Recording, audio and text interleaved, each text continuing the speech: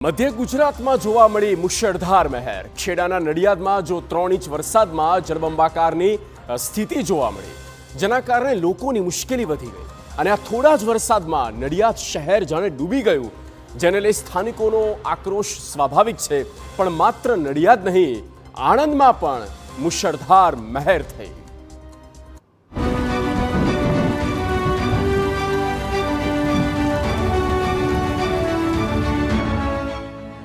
મધ્ય ગુજરાતમાં મુશળધાર।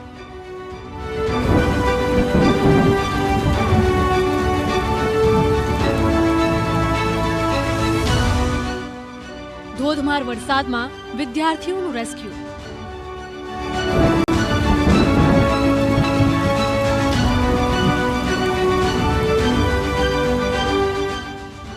ત્રણ ઇંચ વરસાદમાં નડિયાદ પાણી પાણી।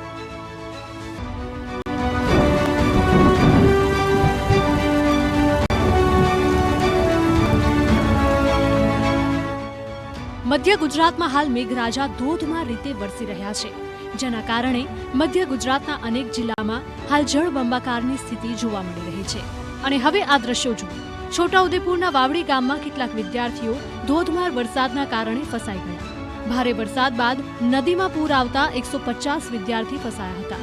પૂરને કારણે કોઝવે પાણીમાં ગરકાવ થતા વિદ્યાર્થીઓના જીવ પર જોખમ તોડાઈ રહ્યું હતું। ત્યારે ગામના લોકોએ માનવ સાંકળ રચીને વિદ્યાર્થીઓને કોઝવે પાર કરાવ્યો।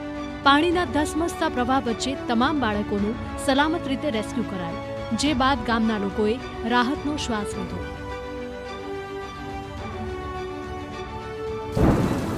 છોટાઉદેપુર બાદ હવે નડિયાદ શહેરની ધોધમાર વરસાદના કારણે શું હાલત થઈ છે તે પણ જુઓ।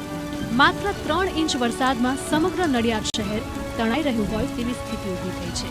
નડિયાદના અનેક વિસ્તારમાં જળબંબાકારની સ્થિતિ જોવા મળી રહી છે। 3 અંડરપાસમાં પાણી ભરાતા 2 ભાગમાં વહેંચાયું છે નડિયાદ શહેર।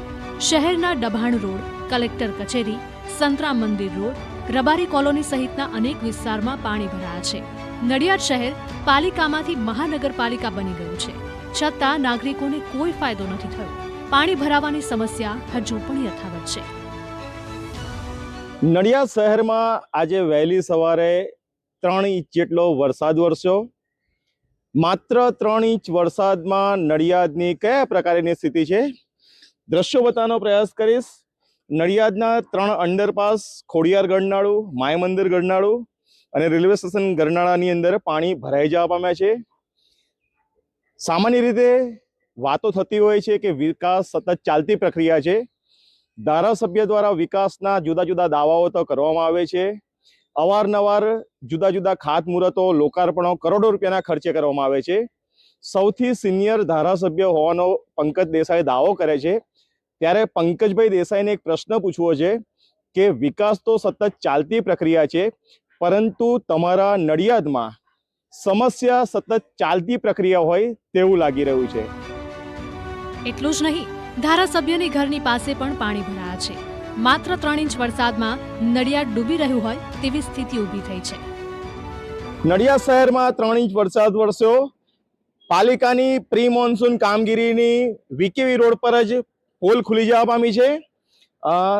નડિયાદના ધારાસભ્ય પંકજભાઈ દેસાઈના ઘર તરફ જવાનો જ આ રસ્તો છે।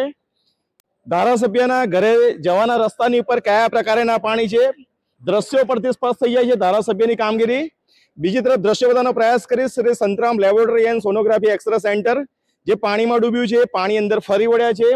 બીજી તરફના દ્રશ્ય બતાવવાનો પ્રયાસ કરીશ કે સામે પણ સંતરામ તપોવન વિદ્યાપીઠ છે, ત્યાં પણ પાણી ફરી વળ્યા છે, જેના કારણે જે દર્દીઓ લોકો આવે છે તેમને ભારે મુશ્કેલીનો સામનો કરવો પડી રહ્યો છે।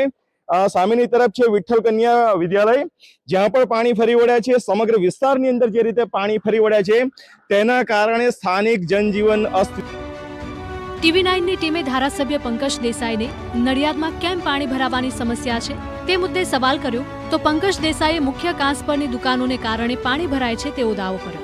સાથે જ કહ્યું કે કાંસ નવી બનશે તો જ પાણીની સમસ્યા દૂર થશે। જે મેઇન કાંસ ઉપર જે દુકાનો છે એ તોડવા માટેના હાઈકોર્ટે પહેલા હુકમ કર્યો, અને એ તૂટે તો નીચેનો કાચ સાફ થાય.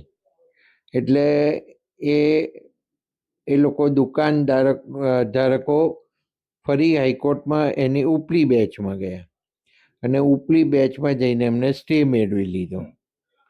એના કારણે હવે જે મેઇન જે કાંસની અંદરથી પાણીનો નિકાલ થવો જોઈએ એ થઈ શકતો નથી, જેટલા પ્રમાણમાં થવો જોઈએ એટલો નથી થતો. હવે જુઓ, નડિયાદ બાદ આણંદમાં પણ થઈ ધોધમાર વરસાદની એન્ટ્રી. સતત વરસાદથી નીચાણવાળા વિસ્તારોમાં પાણી ભરાયા છે.